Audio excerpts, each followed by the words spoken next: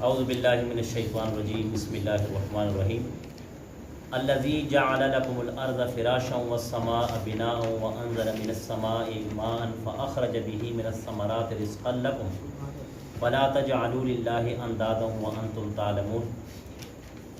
الذی وہ بابرکت ذات جعل لکم الارض جس نے بنائی تمہارے لیے زمین کو فراشن بچھونا فرش، والسماء اور وہ بابرکت ذات کی جس نے آسمان کو بنایا بنا تمہارے لیے چھت، وانزل من السماء اور اتارا آسمان سے ماء پاک بہترین پانی، فاخرج به من الثمرات رزقا لکم پھر تمہارے لیے ثمرات کہتے ہیں پھلوں کو، پھل نکالے رزقا لکم تمہارے لیے رزق یعنی کہ کھانے کی چیزیں، کھانے کی اشیاء۔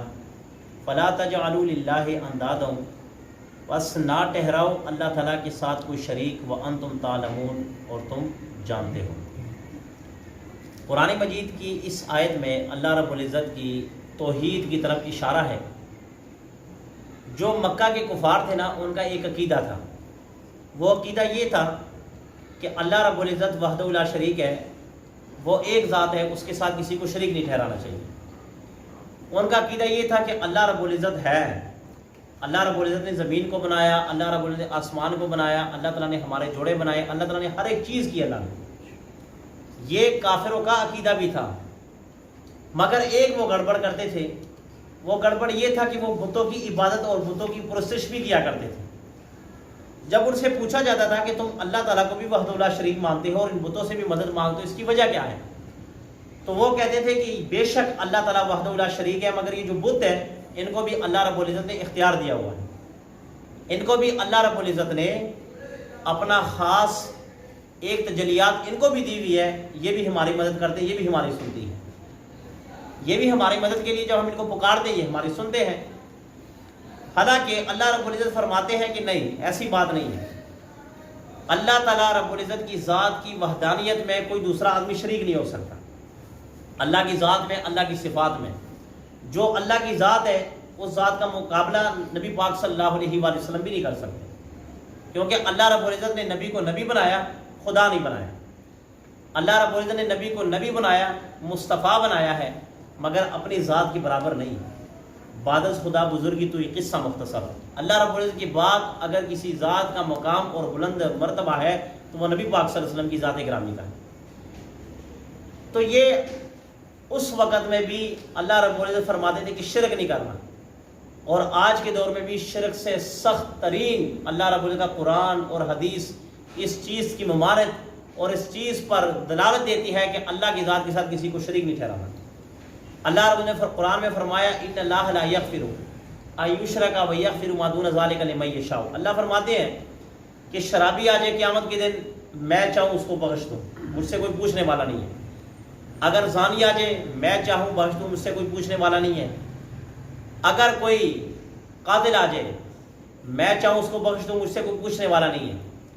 اور اگر دنیا کا وہ لٹیرا آدمی کی جس نے لوگوں کے مال چرائے ہیں، لوٹے ہیں، لوٹ مار کی ہے، اللہ کہتے ہیں میں معاف کرنا چاہوں تو مجھے کوئی پوچھنے والا نہیں ہے، مگر اللہ کہتے ہیں کہ میرا ایک ضابطہ ہے، وہ ضابطہ اتنا سخت ہے کہ اس میں کسی کو نہیں سنوں گا کہ جو آدمی شرک کرے گا اس کی کبھی معافی نہیں ہے، اس کی کبھی بخشش نہیں ہے، وہ ابداً ابدا خالدین فیہا ہمیشہ ہمیشہ کے لیے جہنم میں رہے گا، وہ نکلنے والا نہیں ہوگا۔ اللہ کہتے ہیں میری ذات کے ساتھ کسی کو شریک نہیں ٹھہرانا۔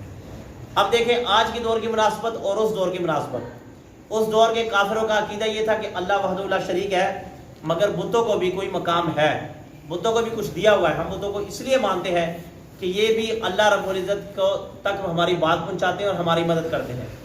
اور آج کے ہمارے بھی نام نہاد مسلمان جو ہے ان کے ہاں بھی بڑی خرابیاں ہیں۔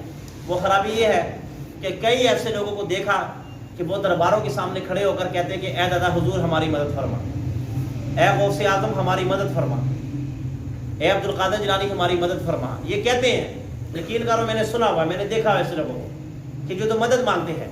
اب جب ان سے پوچھا جائے نا کہ تم ان سے مدد کیوں مانگتے ہو، یہ کہتے ہیں یہ اللہ کے ولی ہے اور ان سے بات کرو گے تو یہ بات اللہ تک پہنچاتے ہیں۔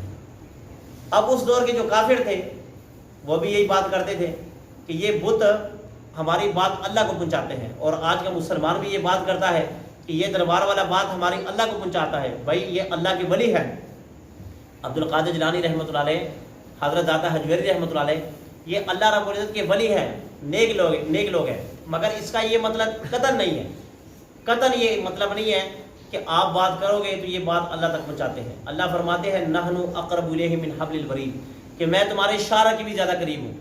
اب بعض لوگوں سے پوچھا جائے نا وہ کیا دلیل دیتے ہیں، وہ دلیل یہ دیتے ہیں کہ اچھا مجھے یہ بتاؤ چھت پر چڑھنے کے لیے پوڑی کی ضرورت ہوتی ہے، ایسو تک پہنچنے کے لیے آپ کو منشی کی ضرورت ہوتی ہے، آپ کو ایک سپاہی کی ضرورت ہوتی ہے، تو لہٰذا جب چھت پر چڑھنے کے لیے پوڑی کی ضرورت ہے اور ایسو تک پہنچنے کے لیے ایک منشی اور ایک سپاہی کی ضرورت ہے، تو اگر پوڑی کے بغیر آپ چھت تک نہیں جا سکتے اور منشی اور سپاہی کے بغیر آپ ایسو تک نہیں جا سکتے، تو یہ جو اللہ کے ولی ہے نا، یہ ہمارے لیے پوڑی کا کام کرتے ہیں اور یہ ہمارے لیے سپاہی اور منشی کا کام کرتے ہیں۔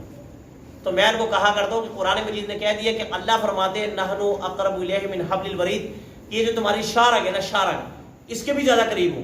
اب مجھے بتاؤ یہاں پر کوئی پوڑی لگا کر دکھائے، جب پوڑی لگاؤ گے تو خود ہی مرو گے۔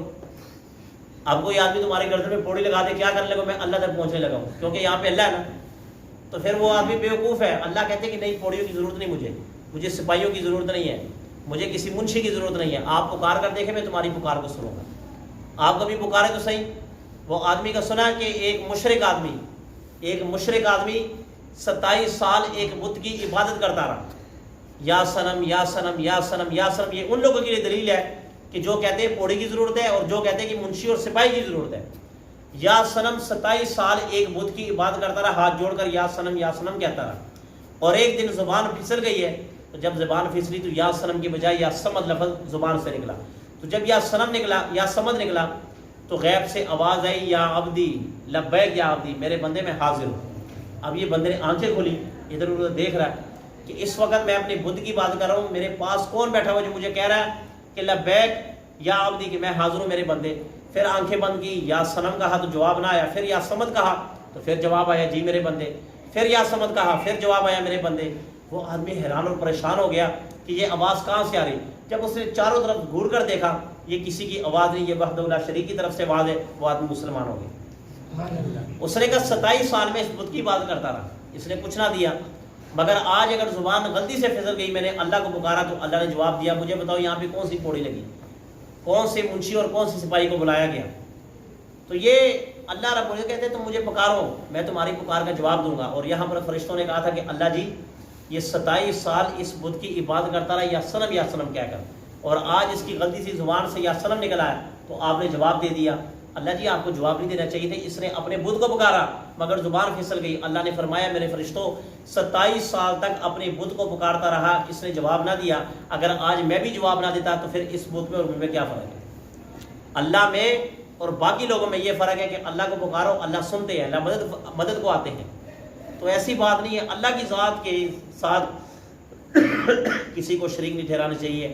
اگر شریک ٹھہراؤ گے اپنے عقیدے خراب کرو گے، اپنے اعمال برباد کر بیٹھو گے، کچھ بھی ہاتھ نہیں آئے گا۔ اگر عقیدہ یہ ہو، عقیدہ یہ رکھے کہ نبی پاک صلی اللہ علیہ وآلہ وسلم اللہ کے آخری نبی ہے، ان کے بعد کوئی نبی نہیں ہے، یہ اللہ کے مقرب ترین ہستی اور اللہ کے مقرب نبی ہے، یہ عقیدہ ہے۔